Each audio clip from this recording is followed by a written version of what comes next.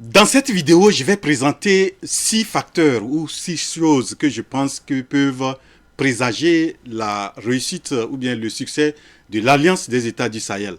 Et vraiment, je vous invite à suivre cette vidéo jusqu'au bout. Vous allez découvrir ces choses-là et je pense que vous pouvez aussi laisser vos opinions ou bien peut-être vous pensez aussi si vous avez d'autres facteurs, vous pouvez les citer dans vos commentaires. Donc suivez cette vidéo jusqu'au bout. Donc le premier facteur que je pense qui peut présager la réussite de l'Alliance des États du Sahel, ce sont les chefs d'État actuels du Mali, du Burkina Faso, du Niger. Ce sont des chefs d'État charismatiques. Vous allez voir le charisme que ces chefs d'État ont et c'est ça qui fait que on est arrivé à la création de cette alliance-là. Donc, c'est des gens charismatiques qui sont visionnaires, qui savent vraiment où ils veulent amener leur pays et pourquoi ils sont venus aussi ensemble en mettant tous les efforts pour qu'il y ait la création de l'Alliance des États du Sahel. Donc, c'est des chefs d'État charismatiques et leur charisme peut beaucoup contribuer au succès de l'Alliance des États du Sahel. Le deuxième facteur que je pense qui peut beaucoup contribuer au succès de l'Alliance des États du Sahel, c'est l'adhésion populaire que nous assistons dans ces 3 pays. Des actuels dirigeants ont vraiment ce qui posent, c'est des actes qui posent. La population apprécie beaucoup, une grande partie de la population apprécie leurs actions. Et donc, il y a une adhésion populaire par rapport à la vision, par rapport à la création même de l'Alliance des États du Sahel. Et aussi, ils sont beaucoup, c'est comme il dit, la façon dont les chefs d'État sont en train de conduire ces pays dans ça, ça intéresse beaucoup la population.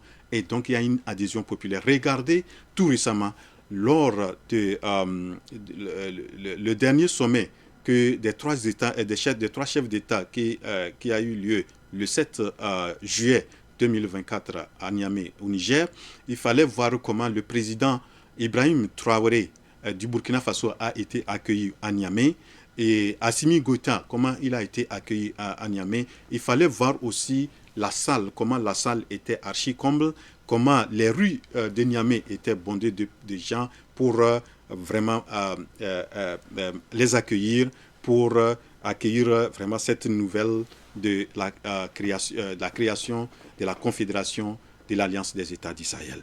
Donc, il y a une adhésion populaire. Et cette adhésion populaire est très capitale et ça peut beaucoup permettre au succès de l'Alliance des États du Sahel. Le troisième facteur que je pense qui peut aussi beaucoup contribuer au succès de l'Alliance des États du Sahel, c'est le fait d'avoir une diplomatie commune, le fait de parler et négocier ensemble. Vous savez, les 3D de l'Alliance des États du Sahel, j'ai fait une vidéo récemment sur ça, c'est la défense, la diplomatie et le développement. Donc la diplomatie, c'est de faire une diplomatie commune, aller ensemble lorsqu'il y a à négocier, à parler, à présenter, à se faire convaincre ce qu'ils sont en train de faire. Ils se sont beaucoup euh, unis pour pouvoir le faire. Donc, le fait de le faire ensemble, c'est quelque chose qui peut beaucoup contribuer au succès de l'Alliance des États du Sahel. La, le quatrième facteur ou la quatrième chose que je pense qui peut beaucoup contribuer au succès de l'Alliance des États du Sahel, c'est l'autofinancement.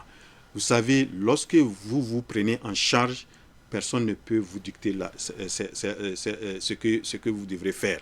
Donc, regardez par exemple le cas de la CEDEAO. La CEDEAO est une organisation qui n'est pas à 100% autofinancée et il y a une partie qui est financée par l'extérieur, ce qui fait que il y a une ingérence ou bien il y a des fois ces pays qui financent dictent aussi leurs lois et donc l'Alliance des États du Sahel veut vraiment tenir compte de leurs forces et de leurs choses et donc autofinancer leurs activités ou surtout la création, le fonctionnement de l'Alliance. Vous voyez? Donc ça c'est très important parce que, comme je venais de le dire, et lorsque vous avez on dit l'argent est le nerf de la guerre, et donc une fois que vous arrivez à vous financer, personne ne vient vous aider, vous êtes plus libre de prendre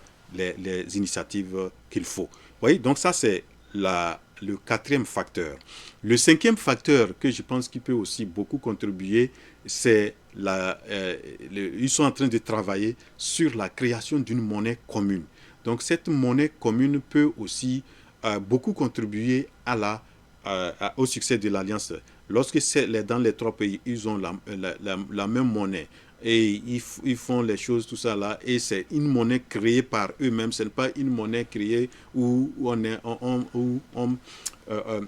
créée ailleurs, et tel que on prend le cas du franc CFA, et donc c'est quelque chose qui va beaucoup contribuer au succès de l'Alliance du Sahel. Donc, vraiment, nous devrons encourager beaucoup. Et cette monnaie, paraît-il que le nom qui vient beaucoup, c'est le Sahel. Espérons vraiment que ça va être ce nom-là ou bien un autre nom. Mais ils sont en train de travailler sur cette monnaie-là. Et le dernier facteur que je pense qui peut aussi beaucoup contribuer au succès de l'Alliance des États du Sahel, c'est qu'il faut voir, il y a une renaissance du panafricanisme. Et il y avait les pères fondateurs, ceux qui, entre-temps, avaient beaucoup, tels que Kwame Nkrumah, Sylvanus Olympio, les Sékou Touré et Patrice Lumumba, beaucoup de ces gens qui ont vraiment voulu qu'il y ait un panafricanisme bien avéré, et ça n'a pas eu lieu après eux. Et donc, les trois chefs d'État ont voulu vraiment aussi promouvoir aussi le panafricanisme, ce qui fait que les panafricanistes de la diaspora, que ce soit les Africains ou en dehors de l'Afrique, tout ça là, sont beaucoup, ils apprécient ce qui se passe dans l'Alliance des États du Sahel. Et vous allez voir tout récemment, il y a le président Ibrahim Traoré qui a reçu même une délégation venue un peu partout de la diaspora pour participer à la semaine culturelle, et il les a reçus, et il fallait voir comment ils apprécient les actions qui sont en train d'être posées à l'Alliance des États du Sahel.